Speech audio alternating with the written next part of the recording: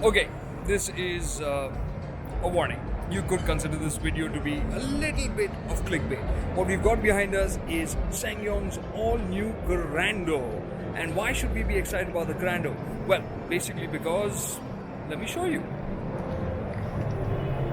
As you can see over there, that's the Tivoli, which we now know in India as the XUV300. And what we have here is the Ssangyong Rexton, which we know in India as the Mahindra G4. So now we've got into the habit of seeing Ssangyongs come to India as Mahindras. And well, guess what is running out of its its lifespan, and that is Mahindra's XUV500, which brings us to the Korando. Before we saw it in the flesh, we felt like this would be, before it was unveiled, we thought that this would be quite the right fit to become the next XUV500.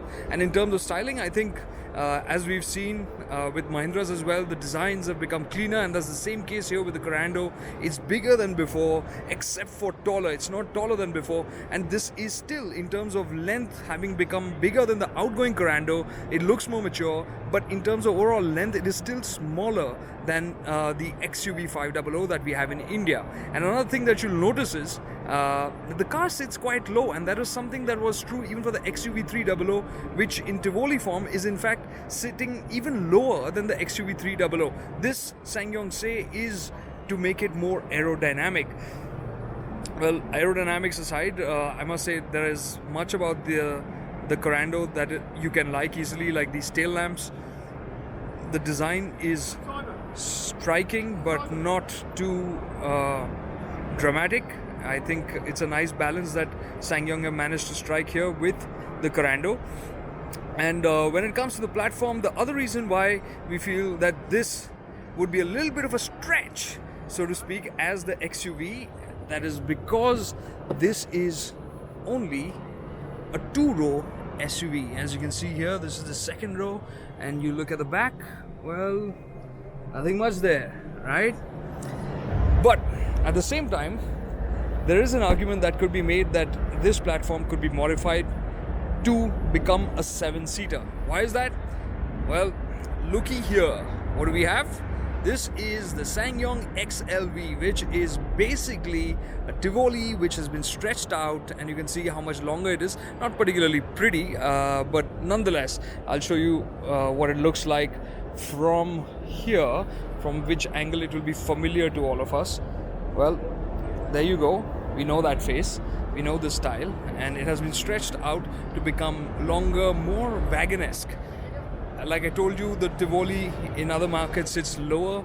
In India it has been jacked up, so you can see that it is sitting lower, gets that more wagon-like look because of that, and looks almost MPV-ish from here. So could Ssangyong and Mahindra tailor the Korando for India, turn it into a longer vehicle, which then can accommodate a third row of seats? And a third row of seats, as we understand, is a must for the XUV500. We could see a XUV500 with 5 seats, but that is not at the expense of a 7-seater. Now, let's jump in quickly to the cabin and see what it looks like from there. Well, a lot of the bits that you'll see here will feel familiar if you've seen a Mahindra G4, like the switches. Very familiar in that sense. Look good. And then there's that driver's instrument cluster, which is all digital, right? Which is again something we've seen in the Alturas. When we pan more to the right, you'll see the large infotainment screen. A highlight that I like is these aircon vents, which sit in these chrome slats, which run along the dash and onto the door pad, even over there. I'll just reach out so you can see that more clearly. There you go.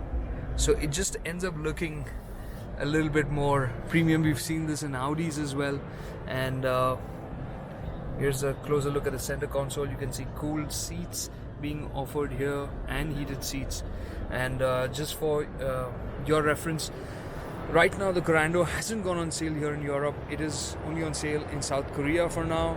It is being offered with the 1.6 liter turbo petrol, which has been co-developed with Mahindra. So that is the Ssangyong Korando that we see here. Do you think this is the future of the XUV500? let us know. Just keep in mind that the XUV500 is a monocoque like the Korando here, and is due for a replacement next year. Alright, let us know what you think of the Korando, and it's bye from us for now.